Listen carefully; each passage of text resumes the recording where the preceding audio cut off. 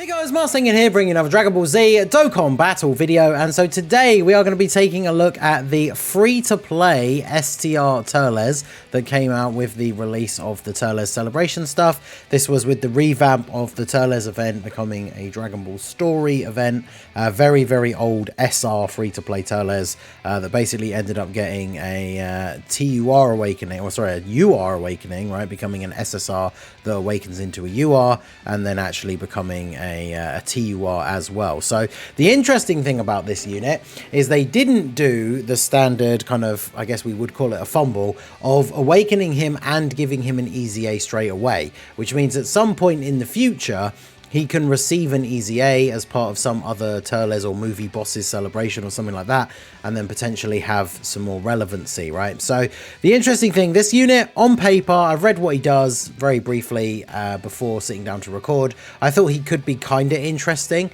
Obviously my benchmark for how good I think free-to-play units should be at the moment is becoming a bit warped because of how really difficult some of the new content is, but we'll take a look and see what he does, right? So for his super attack effect, he does raise attack and defense for 1 turn, which is a good super attack effect.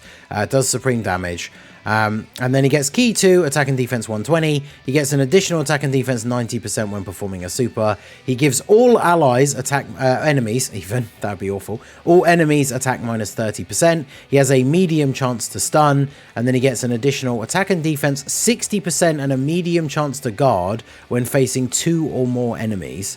And then chance of evading enemies attack 30% when the target enemy is in attack down status. I don't know if that's tied into the 2 enemies as well. Now the thing is, obviously 2 enemies or more, there's not many events, like none of the new difficult events that we got during the worldwide celebration are against 2 or more enemies, right? Even the future androids one that ends with you fighting 17 and 18 is the solo 17 and 18 unit, so it only counts as 1 enemy, right? So that is a little bit disappointing. I could see obviously him having some use there for Super Battle Road, for example, when new stages come out, especially because he does have the chance to stun on Super, and because he has raising attack and defense for 1 turn. Obviously dodge additional is probably one of his better hidden potential abilities. He starts with level 5 crit as an STR unit, and then I just put the rest into dodge. I don't think if you are going to bring him onto a team, you're bringing him for one of those abilities and not his like overall ability to do damage, right? Now we're using him here on the actual TURLES team, one of his 200%. He doesn't, because he is basically TURLES, right? He's in the same issue as the physical one, where his only 200% teams are this one, Ginyu, and then Raditz, which, you know, not exactly crazy top teams at the moment. And the problem with running him on this physical TURLES team is we already have 2 other units on the team that have the name TURLES, right? So it makes linking somewhat of an issue when this guy isn't a slot 1 unit. If he was a solid slot 1 unit, you could run him on this team and float the physical TURLESes, right, if you wanted to do it that way. But, you know, you can't really do that. But we'll see how it plays out here. I mean, we're fighting multiple enemies. I've deliberately jumped into the Bojack red zone for this. So he's starting off with 260k defense, which, when you bear in mind the fact he's going to get 90% on super, as well as his super attack effect. So he's going to be what, like 500k defense, just over on this turn, which, I mean, for this kind of event is actually pretty good. Now, again, the problem is obviously he's not going to have those kind of stats against the toughest bosses because you're not fighting multiple enemies. But, of course, at some point, you know, well, I say at some point, once we've beaten this first phase and taken out all of the minions, then we'll be going up against Bojack, where we will only have 1 enemy, and then we'll be able to see the difference in the numbers that he puts up. But he does have a lot of support on this rotation as well. Chilai and the LR TURLES are both providing him support. So he's at a 4.6. Now, again, remember, this is him Rainbow full level 10 links. So we've got Big Bad Bosses active. I mean, it would be active anyway because this is turn 2. I had a really weird starting turn rotation, so he did take a bit of damage, taking some supers in slot 1. But yeah, I mean, the attack stat, definitely not crazy. Now, lowering the attack of all the enemies is useful in events where you can do that. I believe the minions here can be attack lowered. So again, Super Battle Road is definitely a place where I feel like he could be very, very useful, because lowering attack is always going to be fairly useful. And then, of course, the stun ability, very powerful. Now, some of these red zone stages that we're getting at the moment, You do have the ability to stun or attack lower in like the first round, but it's not super common, right? And even if it is only the first. I think none of the really difficult red zone ones that we got for worldwide that are just like 2 stages, none of them you can stun or attack lower or seal in the first phase, can you? I might be forgetting one, but I mean the Divine Wrath and Mortal Will, obviously there's that STR Vegito blue phase that can be attack lowered. This Turles is lowering his attack via his passive, but you know, it's only one enemy. He's type neutral, so that Vegito definitely could do an absolute ton of damage to this STR Turles. So I think the biggest problem with him, it would have been really cool for them to awaken him, because these free-to-play units, we have to ask ourselves sometimes, like, what are they designed for? Like, what is their role? Because, like, if you didn't pull Turles, the physical Turles, you can't really use this guy as a leader. His leader skill is like physical types, attack and defense minus 30%, which is just one of those weird, wacky leader skills that some free-to-play or like general pool SSRs have. So you're not going to be running the equivalent of the physical Turles team, but just chucking this guy on as the leader instead.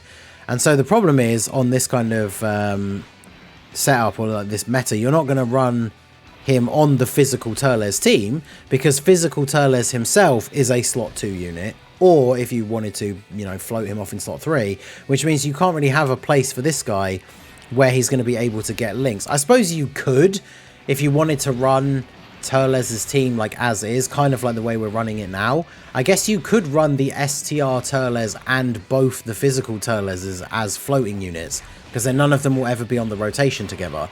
The only problem with that is Turles' team is a bit weird when it comes to options anyway. So then it's like, who else are you running, right? So you could run like Amand and Raisin and then the LR Turles army as a main rotation, and then every turn they're going to have one of these base form Turles floating into slot 3 to provide them with links like Big Bad Bosses. But like, you know, LR Turles army, not exactly a on main rotation current meta level unit anymore. And then yeah, it's like, are you really going to be running 3 floating units who don't give any support and are basically just there for Big Bad Bosses for a unit in slot 2 that is like, again, the LR Turles army? So I do wonder what the deal was with this Turles. I mean, the reason why I kind of went down this whole train, the thought that I had was, it would have been really nice. Imagine if they'd awakened him into like Turles and 1 or 2 of the other people from his group, right? Like, we just got the Amand and Raisin, we just got Dies and Cacao. I mean, just pick one, right? Anyone. Does it really matter? Like, have him awaken into Turles and Cacao, for example. I know the guy with the mullet, I think, is like his second in command. I don't actually remember which one's which out of Dies. I think it's Dies, right? Have him awaken into Turles and Dies instead. Now, the downside to that, I guess, is they probably wouldn't give him Big Bad Bosses if that was the case. But then he would have a unique name. Then he could potentially actually have a slot on the team. And then, of course, you know, ideally, give him a different name, give him an actual, like, support passive, and then he probably earns a spot on this team, right? Because Chilai on this team for support can be quite useful. But not only is she like a dodge or die character, but you are basically relying on... she's giving the support from her passive, but she's not giving you Big Bad Bosses. So if you get a turn where you have like these guys in slot 1, they don't have Big Bad Bosses, right? Because they're just the Turles minions. Then you have Turles in slot 2, whether it's this guy or the Dokkan Fest, right? And then you have Chilai in slot 3. Then Turles in the middle doesn't have Big Bad Bosses because nobody on the rotation has it. So his team really wants more better support units that have Big Bad Bosses to really benefit, you know, the physical Turles. So this STR Turles, him being a free-to-play unit that was a support that had a slightly different name, I could see him being useful for this team, right?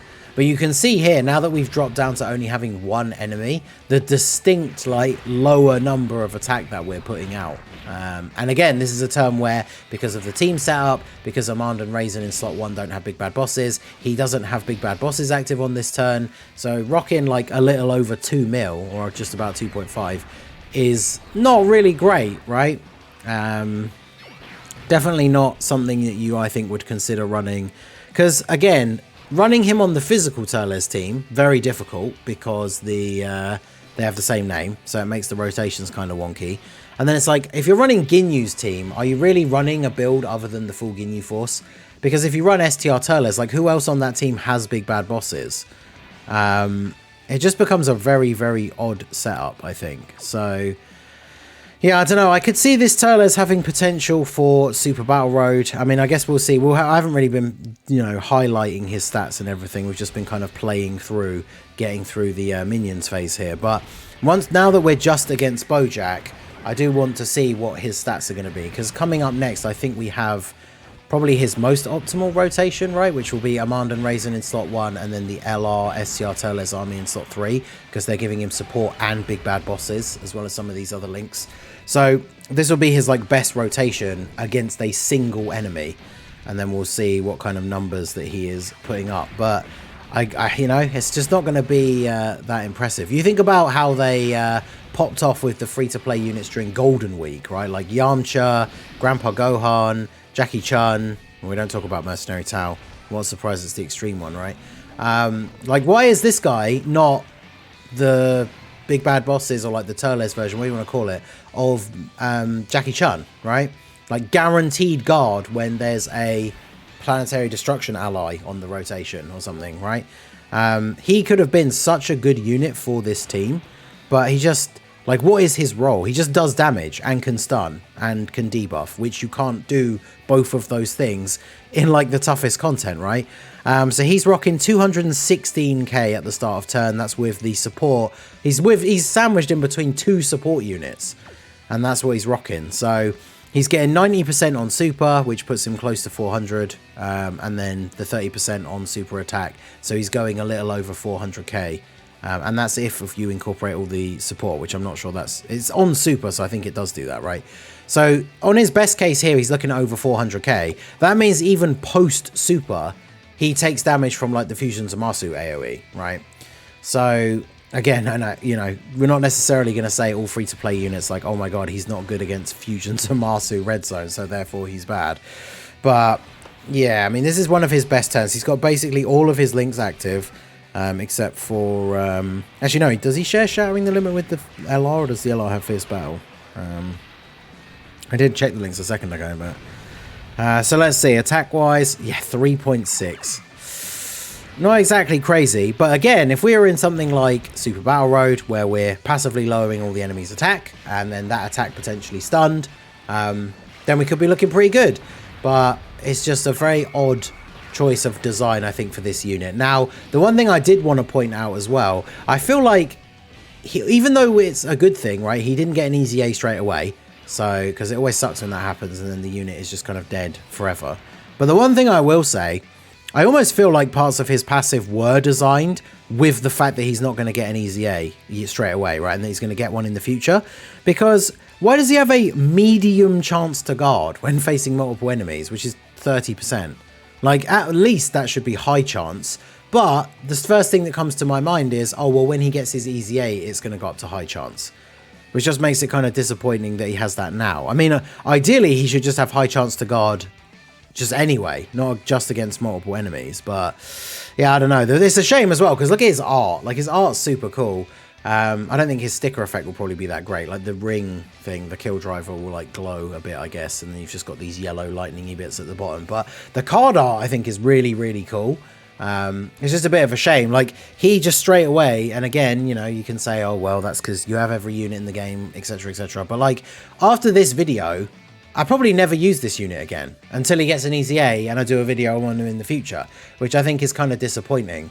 Because again, even for Super Battle Road, we've got physical TURLES would potentially lead that sort of team, but like AGL TURLES is passively lowering attack, can stun on super, already has an easy A, has much better stats than this guy. So unfortunately, him just being a base TURLES, I think is one of the biggest things that makes him a little bit of a disappointment, because I just don't feel like there's a good place you would put him on really any of the teams that you could be running at the moment, which I think is a bit of a shame. So let me know what you guys think of the STR TURLES down below in the comment section. It's cool that he did finally get an awakening and everything. It's cool that they didn't just give him an easy A straight away, but I feel like that could be a factor of why he just comes up a little bit short, which I think is a bit of disappointment. So Let me know what you guys think down below in the comment section. So that is going to be it for the video, guys. This has been the Masked Ningen. Smash that like button, subscribe to the channel if you are new. Check out the links down below for the Discord and the merch store, and I will see you all again soon.